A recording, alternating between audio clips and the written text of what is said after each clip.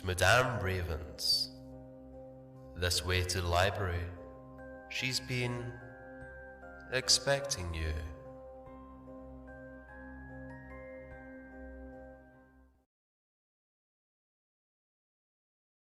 The Redhill Brothers, Part 8, Giving Thanks. People think hauntings are ghosts or demons. There's some residual force that sticks behind to make trouble for the living that refuse to die. I stood there at Grandma's house for a long while, just looking at it. It was always so full of life and happy. Now it stood empty and quiet. It was like when we first came up here, after Uncle Bob died, I thought as I rubbed the nub where my arm used to be. The only difference now was that Zach wasn't here with me, and Bob's ghost wouldn't be lurking around inside. All the memories screamed loudly inside my head, reminding me of what truly was no longer there. This is what true ghosts were, and the house that raised generations was now officially haunted. I pulled the collar up on my flannel shirt as a harsh wind forced its way through me. It was only November 24th, the day before Thanksgiving, but I could tell from the dead-looking trees and constant frost that winter would be here before too long. I sighed and made my way into the house. I hit the light and looked around at the utterly silent first floor. Nothing was moving, not even Captain Bubbles downstairs. Zach must have been keeping up on his feedings. I threw some Hot Pockets into the microwave and sat down to roll a couple of joints. My missing right arm had been a pretty big problem so far, but at the clinic I had doctors and nurses and even Zach and Serena to help me out. Now I could see the real impact of it being removed, as I clumsily sprinkled a mess of weed into a paper and rolled it up like I was 10 years old again. It sure as hell wasn't pretty, but it would do. I went over to the living room, and after struggling to throw some logs into the fireplace, I clicked on the radio. Good old Motley Crue played back, and I sparked up some sad spiff and sat on the couch. Normally, I'd love to have the place to myself, but I had enough isolation back at the doctor's, and the existential nothing that was there to greet me chewed on the back of my brain. I was restless, and I needed some company, so I went to the kitchen and picked up the phone and gave the hippies next door a call. After 6 rings, nobody picked up, so I huffed and put it back on the hook. "Looks like it's just you and me, buddy," I said to myself, and even that seemed to harshly break the silence. I went back to the couch and picked up an activity book before realizing I had no hand to hold the gosh dang pen. This is such bullshit. Why do I have to lose everything important to me? I yelled, throwing the book across the room. The pen clacked noisily next to the couch. Parents are gone. My brother and girlfriend are off doing God knows what, and I can't even get the hippies to hang out. Or a dang ghost to haunt me. I don't even know what the point of living is anymore. I sighed again and slumped down onto the couch. I won't lie, I was heading for a dark place pretty quickly. I'm not one to hurt myself, but things were looking bleak, man. I laid against the couch, feeling the darker part of my mind wash over me when I heard the radio cut out. Great, there's that stupid station again. "Good evening, listeners. You might want to watch your left foot before standing up." What the hell? This was new. The radio station never talked to us directly before. I stood up to get a closer look, and my foot landed on the pen, causing me to slip and plant my ass back on the couch. "Good. Now that I have your attention, I need to tell you something important, and I don't have a lot of time. You are important, Matthew. So important.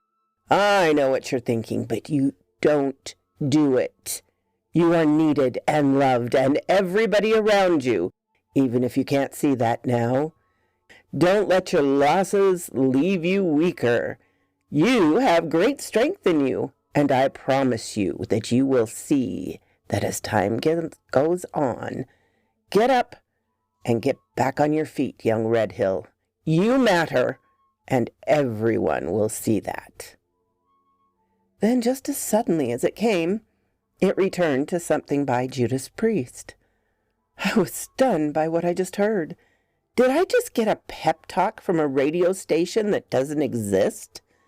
I got up and smacked it a couple of times just to be sure, and it played music like it usually did. I furrowed my brow and went back for my Hot Pockets. They were blown out like always, as Zach was always the master chef of microwave cuisine. I went to the couch and wolfed them down anyway. After smoking another disabled joint, much like myself, I closed my eyes. I opened them, and the first thing I noticed was everything was dark. I couldn't remember turning off the light, but honestly, I was in a pretty good buzz earlier. It didn't seem to wear off completely either, as the room around me started to wobble. I looked to the dark kitchen, and to my surprise, an impish little figure with long hair stood there smiling at me. There was a small white glow that emanated off of her, and I could see her as clear as day. "Chris?" I asked, and her playful smile grew wider. It was like before, and I felt pure joy from seeing her. "What's going on? Why are you here?" I asked. I know she couldn't or wouldn't answer me, but she looked to the back of the kitchen and back to me. Then her small, weightless feet walked towards the back door to the pool shed. I followed behind her, and the dark hall began to swallow me. I felt a great dread in the pit of my stomach, as usually this kind of experiences ended poorly. My dreams have always been freaking insane, and this would most likely end up like the ghost of Pascal from Pet Sematary, with her looking all gross and swollen. But I continued on through the door. Even though the air around me was cold as steel, as I walked down the makeshift steps and towards the back door of the shed. She looked back to make sure I followed, and I moved through the door.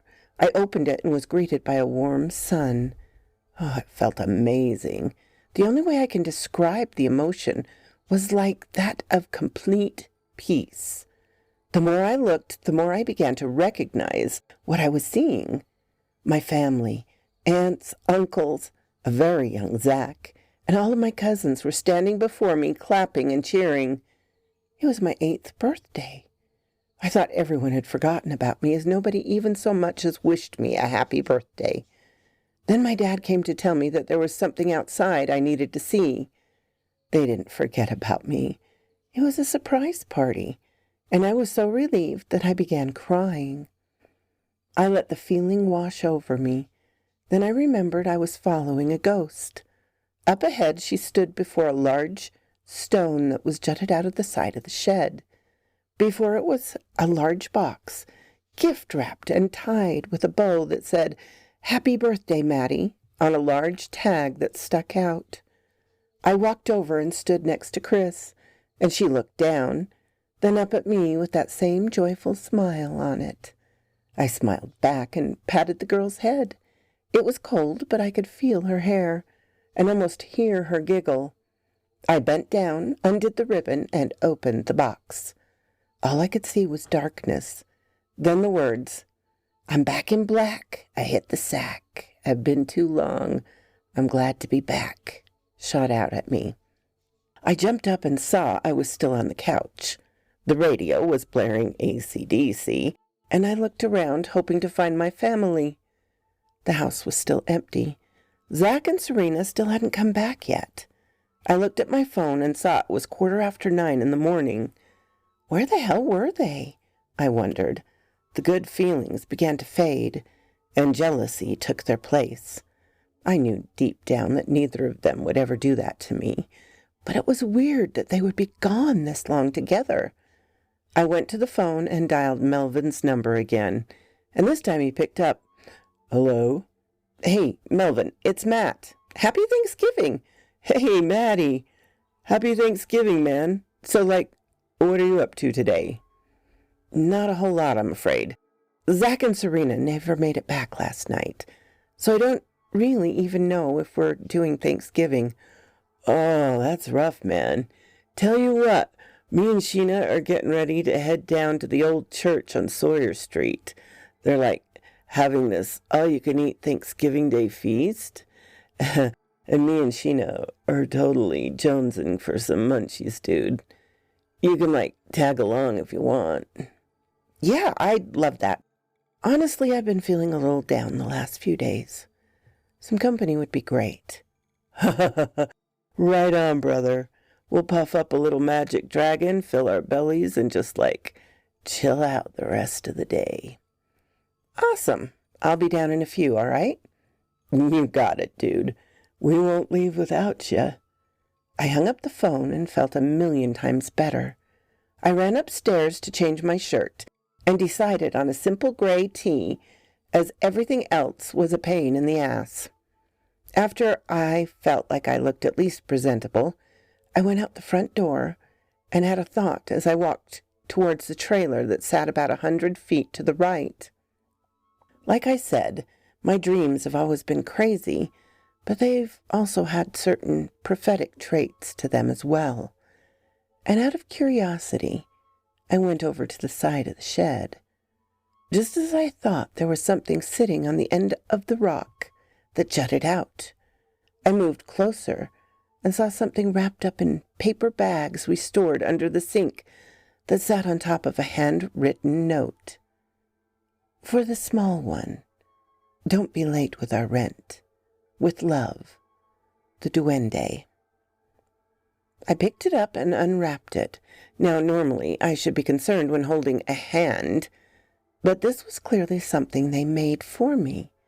It wasn't perfect by any means. In fact, it looked like something from the Terminator, but with much less technology. Pushing it into my stump, though, I was surprised to find that it fit perfectly, and after strapping it around my bicep and shoulder, it was almost like having a real hand again. I flipped over the paper and saw a crude drawing that was meant to be instructions, pulled the lever, pushed the button above it, and something went boom. I nervously looked at the forearm part of the prosthetic and saw a small tab that pulled up. It clicked into place, and there was a small button just above it. I was beginning to have second thoughts when I heard someone yell, "Just do it, you coward!" It was within earshot, but I didn't see the small man. I turned back to the button and pushed it. There was a small vibration as some unseen apparatus activated within, and something shot out into the distance. After a few seconds, it was followed by a loud bang. Jiminy Christmas, those little bastards built a launcher into it and stuffed it with M80s. "You're welcome," came another high-pitched, disembodied voice. I quickly slammed the tab back down and made my way over to the trailer. I was met with disappointment as I saw their decked-out unicorn van was already gone. I was ditched on Thanksgiving Day by hippies. Should have seen this coming. Well, to hell with them. I was up for doing something, and it was only 20 minutes walk to downtown. I was bound and determined to get some food, so I made my way down the mountain hill towards Phillips. The town was a bustle with activity as far as small towns go, people driving from one end of the city to the other, bringing all manner of food to their relatives. Twice I almost got hit, one with the comment of, "Get the hell out of the road!" and finally made it to Sawyer Street. There were two churches side by side, and outside of the first one, I saw the familiar van. It didn't have the trademark unicorn on the side, just bland purple. They must have gotten a paint job recently. I walked in, and the smell of every church in America came over me. Not necessarily a bad smell, but you know the one. I was greeted by the pastor, who shook my hand, and all of the others that walked in, and I could smell the food that was being cooked. It was delicious. I made my way over to the kitchen and was surprised I didn't see Melvin or Sheena anywhere, so I took a seat next to the wall and took in my surroundings.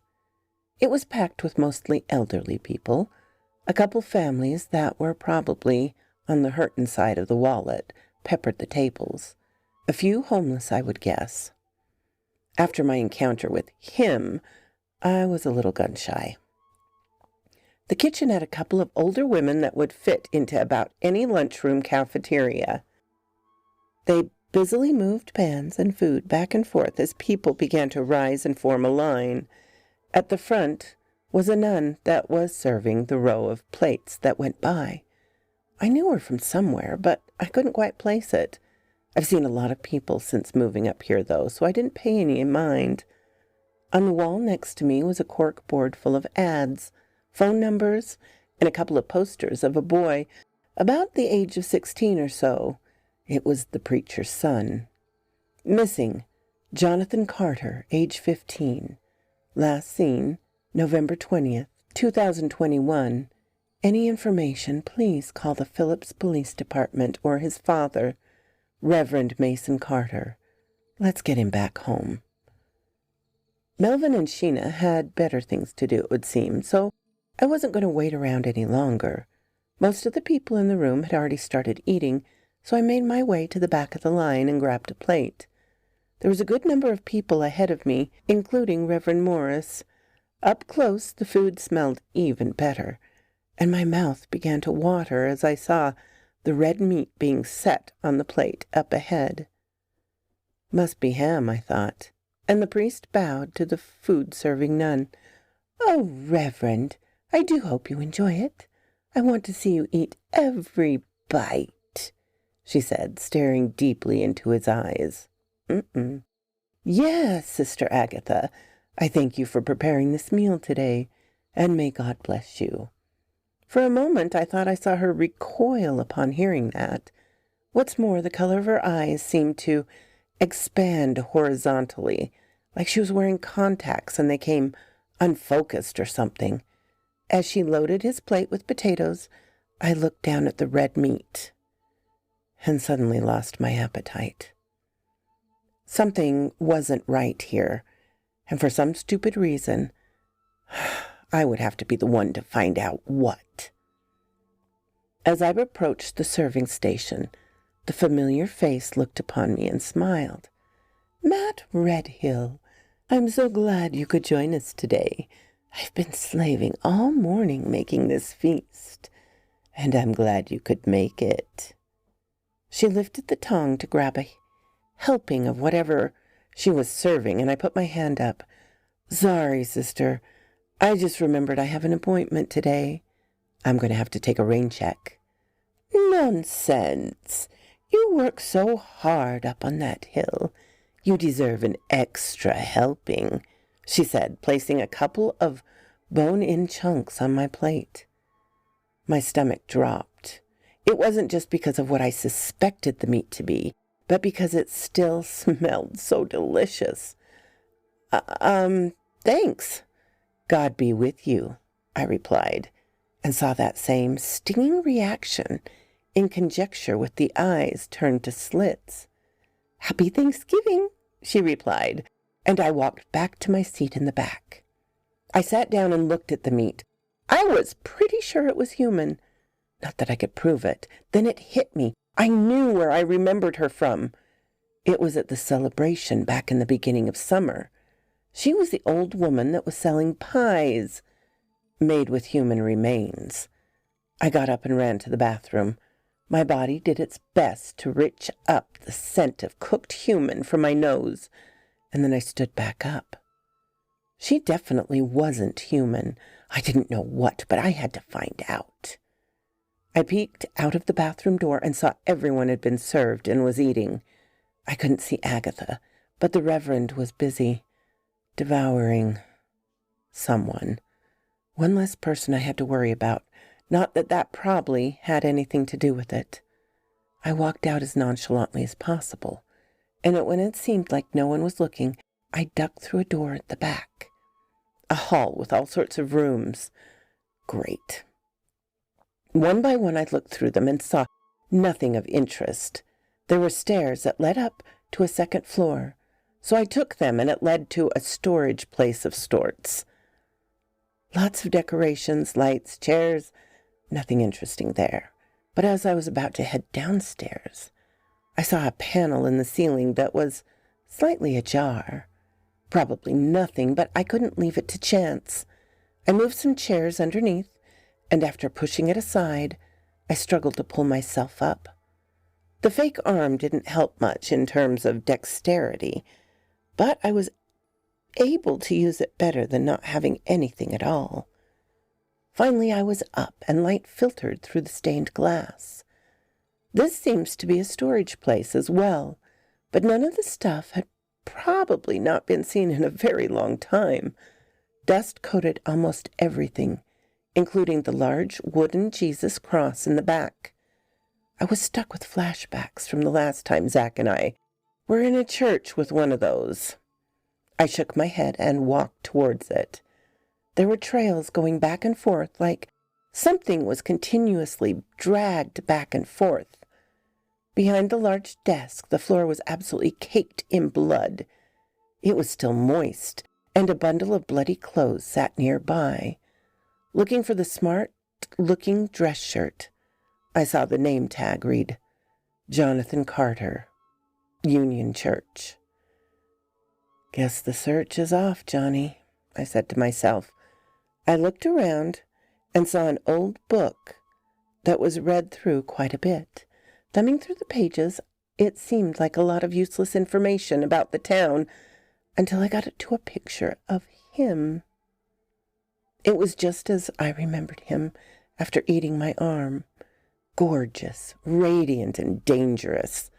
The picture had a bit of print below it that read, "The Envoy of the Dark One, vanquished by Agostino Underhill." On the page, written in large, dark font, was an excerpt from something. "The blood of the red sun must anoint the blade of the star." I was trying to process what that meant when a voice came from behind me. "Matthew Redhill, how good of you to come. I hope you enjoyed lunch. I worked hard on young Jonathan." His father sure did. I turned, and there was Sister Agatha blocking my exit. "I knew you weren't human. It's a shame they didn't get you at the pie contest." "Would have saved me the trouble," I said, getting ready to beat her down. "Oh, Matt, you wouldn't hurt a poor old woman, would you? Our Dark Lord wouldn't like that very much." As the words left her mouth, I could see a long tongue protrude from the fangs that grew out of it. Her arms disappeared, and as her head and body grew, the habit she wore ripped off around her. She grew so big, 10, 20 feet long. Her dagger-like eyes were the size of pumpkins, and though she now had the body of a snake, her scaly face remained in some grotesque parody of a person. "What the hell are you? Some kind of Medusa?" "Nagas," she hissed and launched her body towards me. I dived out of the way, and she destroyed the large stand like it wasn't even there. I reached up and grabbed a music stand, and with every ounce of strength I had, I slammed it down into her snake body again and again, creating large gashes that bled out a brown liquid.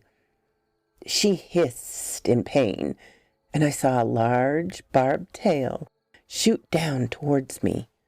I held up the stand in front of me, and the tail burst through, inches away from my face. Some sort of liquid dripped into my eye that I'm sure could not be good for me. "Ah! What the hell is that thing?" "Oh, don't worry. Soon this will all seem like a bad dream," she hissed. She launched her fanged face at my neck, and I shoved the music stand straight into her maw, slicing the sides of her cheeks wide open. I rolled around, barely able to see from whatever was in my eyes. And I made a break for the exit. Before I could get there, though, her tail wrapped tight around my hips, and she pulled me in. Slowly she began squeezing, and I could feel the air being pushed from my lungs. She brought me up level to her face, and even though the pain I caused her, if any at all, she smiled her wicked, sharp, toothy grin. "You will die, Matt Redhill. My master will reign supreme. And when he awakens, Talbia, all will end. I think I'll start with your face," she hissed. Then I remembered my prosthetic arm. I pulled the tab back, aimed at her face, and pushed the switch. Like before, the M80 shot out, but as if anticipating this, the Naga moved her head to the side. Apparently she found this hilarious because she began laughing and couldn't stop. It was much like Melvin when we got super toasted and thought about fainting goats. She continued to laugh even when the explosive went off, even as the large wooden Jesus cross tilted forward and slammed directly onto her head. Her body tightened once more, which made me really freaking scared, but then relaxed and let me go to the floor. I coughed up a storm as my burning lungs began to take in air once more. When I could breathe again, I went over to her bleeding open mouth and filled it with explosives.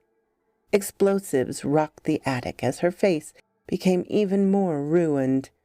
It was nothing personal, but I wasn't taking any chances. The percussions from the quarter dynamite knocked something loose in the floor.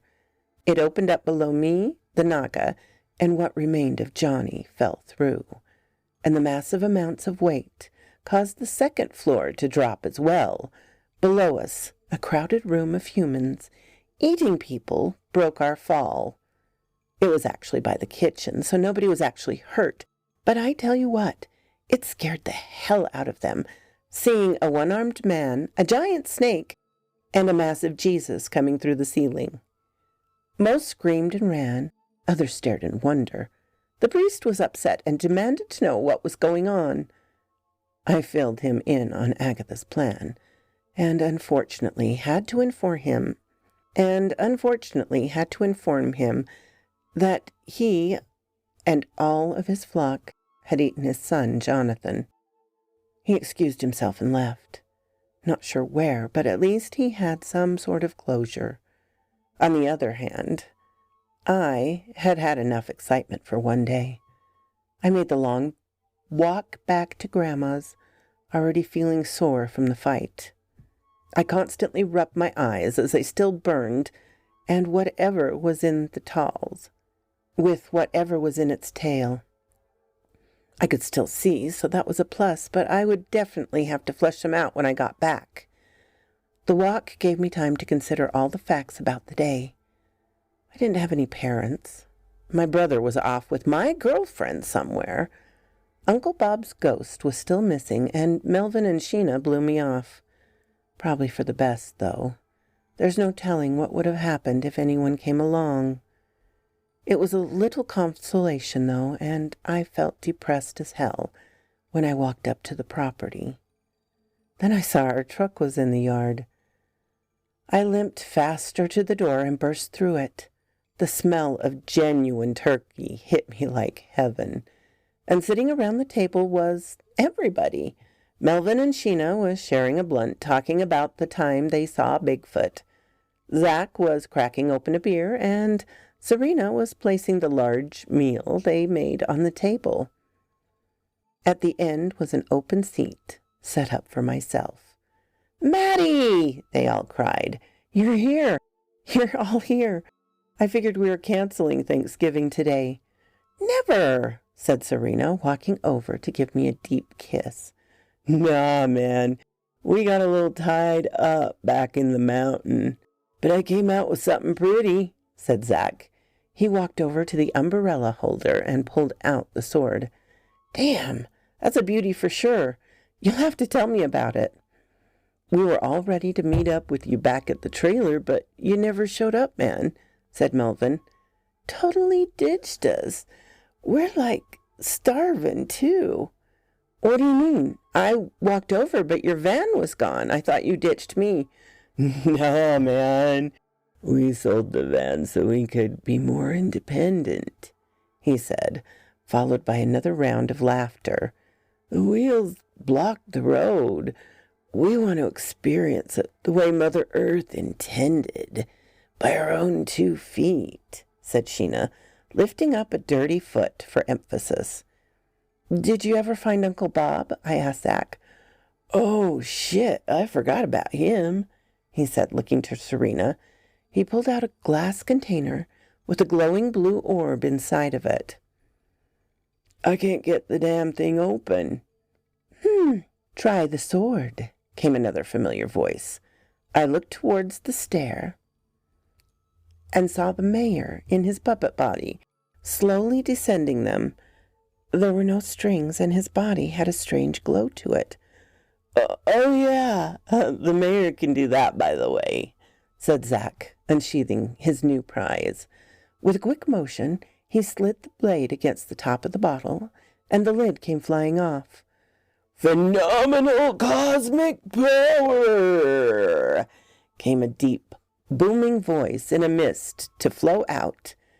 It eventually formed our Uncle Bob, who came with the quip, "Itty-bitty living space." We all laughed and took our seats. I was surprised to see the mayor staying for supper. I didn't think it was possible for him to eat. As Serena cut the turkey, Dino came running up and jumped his upper body to the table, ripping a leg off and hurrying it off with it to the living room. I heard a familiar growl from down below and grabbed the other turkey leg.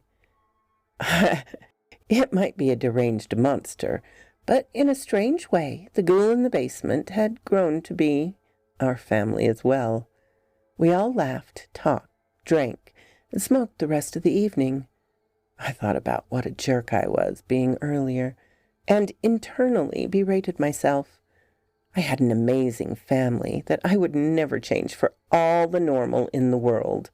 God bless them, and God bless all of you. Happy Thanksgiving, everyone.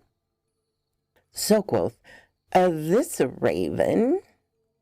I hope you enjoy that. These are very fun. So, yeah, a little on the risque side as far as YouTube goes with monetization, but don't tell them, would ya?